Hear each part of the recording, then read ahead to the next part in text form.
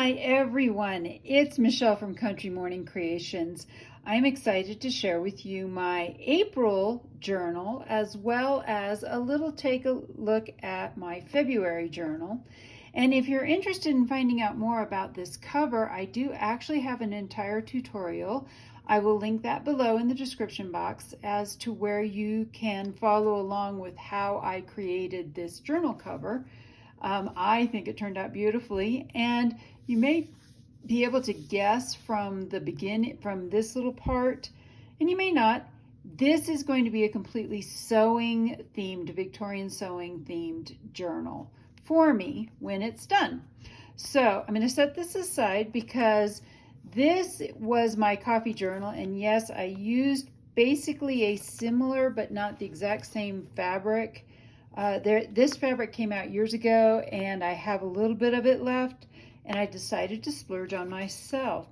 So this is my January cover page, and as you'll see, I've gone through and I collage every day. If you've watched my videos for a while now, you'll know that I do a lot of collaging. I want to do something creative every day. But for this one, some of the things that I did that were a little bit different was I've added these flips as well. And this I used actually it's a 1970s reproduction of a late 1800s or early 1900s Sears and Roebuck catalog. But I loved that I had things like pictures that I used. I went through, I had a bunch of different background papers. Some of them I actually printed like this.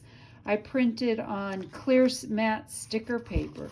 So again, you'll see that I have lots of different things. This was the middle. So I actually did something a little bit differently. I put this one in the middle here and this one off to the side here.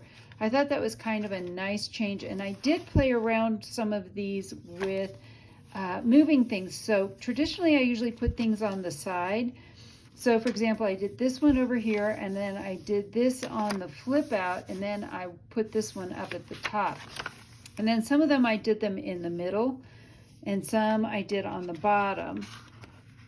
This is again at the top, but this is using that clear washi tape, and this I just made into a flip out. So for this one, I did put several flip outs in. I don't always, because I didn't in my newest one, but I do like to put in Edith Holden pages, things that I really like. I was traveling with my mom and ran out of my brown ink, so I had to get out a black ink fountain pen. This is all using fountain pen. This is Workshop Wishes from Ferris Wheel Press. I'm a representative for them, so you will find a 10% off discount below, and that is that. And then this is pretty much a similar setup, but I've done things a little bit differently as well. So for this one, I wanted this to be really feminine. I got a lot of this pink stuff from Boho Daydreams. Excuse me. And that was the cover. This is my April cover page. And these are all stickers. Excuse me.